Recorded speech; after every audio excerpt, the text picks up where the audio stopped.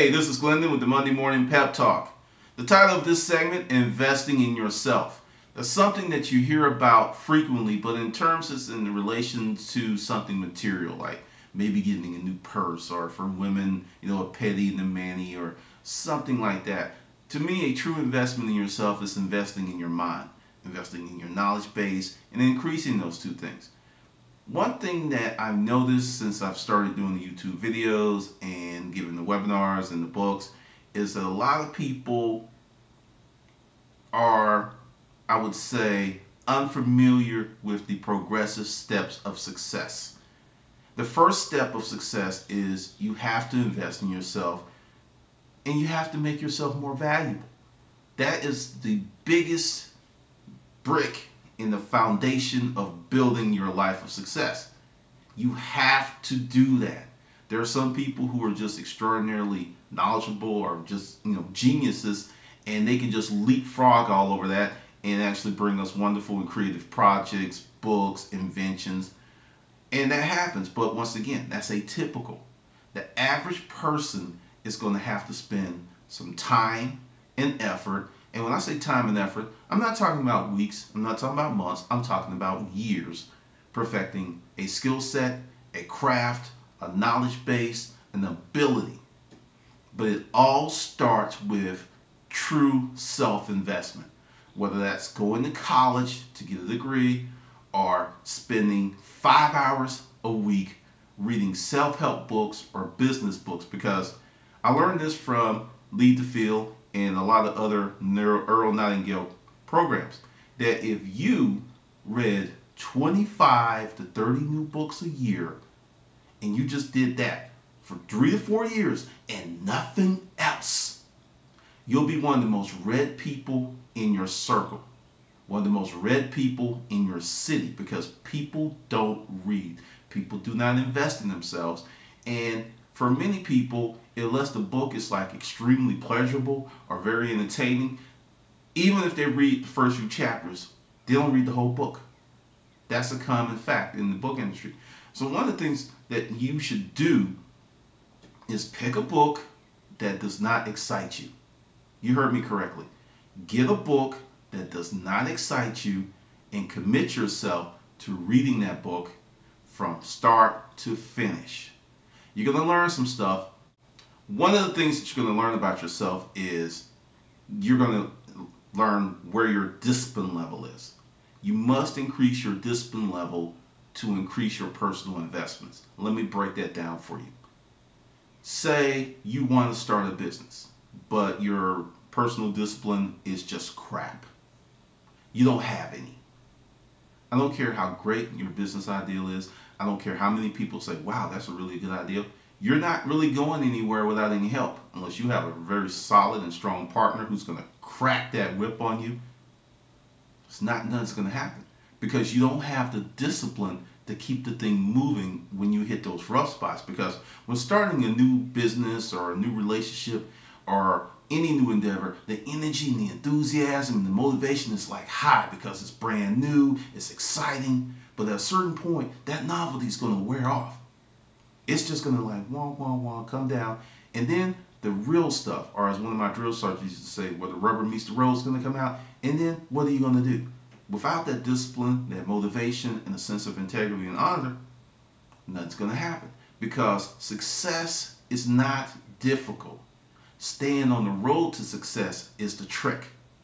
Because we all start off strong, we all start off very well, and then sooner or later that road twists, or there's a rock, or there's a tree in the road. There's something that's going to require an additional effort. That means you're going to have to come out of yourself, you're going to have to come out of your comfort zone to move forward. And when you reach that point, you have to have that high level of self-discipline. Now, this is the trick to getting that discipline. It takes time. This is not something that's going to happen like overnight. If you don't have it right now, just think of yourself as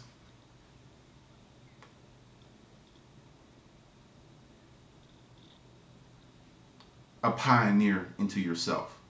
You're going on this journey and you're going to discover some things, and you're going to actually start building some things, because It's doable. It's a journey into yourself. I did not have the high level of personal discipline that I now enjoy because I wasn't born with it. It was something that I had to develop. And one of the steps is to break it down and just start with something small. When you're saying, hey, I'm going to follow Glenda's advice, I'm going to get this book and I'm going to read it. 5 pages a day for a month. That's all. It's going to take you maybe 4 or 5 minutes, 5 pages, put the book down, and you're going to find something out after a week. You're like, wait a minute, I can do more than 5 pages. And you're going to start looking forward to reading this book that you didn't like because you haven't put what I call the expectation of greatness on it. This is what kills us, and this is what trips us up. We think that things are supposed to be fundamentally easy, and when we reach a rough spot or something bad happens or it becomes challenging, oh Lord, it wasn't meant to be. It wasn't, no, your janky ass didn't have enough gas in the tank to push forward. That's what it is, because some of my greatest moments of success came after some serious adversity, some jankiness, some craziness. You got to learn how to push through. And that's where the personal investment really pays off. Because when you learn to make yourself do stuff, because Mark Cuban put out a great quote, don't follow your dreams, follow your ambition. Whatever puts gas in your tank is what's going to be the thing that's going to propel you forward. And it makes a lot of sense, because if your car's wonderful, it's shiny, you've got the best engine, the transmission's tricked out, but there's no gas in the tank, you're not going anywhere. Nowhere. And that's the thing. So you have to learn how to put gas in your tank. And with the personal investment, you're going to find out whatever that is. Some people are led by money. Most people are not led by money. I know you're going, oh, most people are. No, they're led by the things that money can buy. And if they can get those things without doing the things they need to do to earn money, they're cool with it. Just watch what happens to a person who becomes really successful, makes a lot of money. A lot of times they lose their drive. They're just like, I'm there. I'm good. I'm not saying there's anything wrong with that. It's just to illustrate a point that when you reach a certain point of getting the things you want with the least amount of effort, the drive often disappears in many people. So this is your challenge. This is your Monday morning pep talk. Find a book that's about personal improvement in your life in the area that you're weak, whether it's personal finance, credit, business, relationships, whatever. Devote 1 day, 5 pages, every day for a month. Now do the math on that. Do the math on that.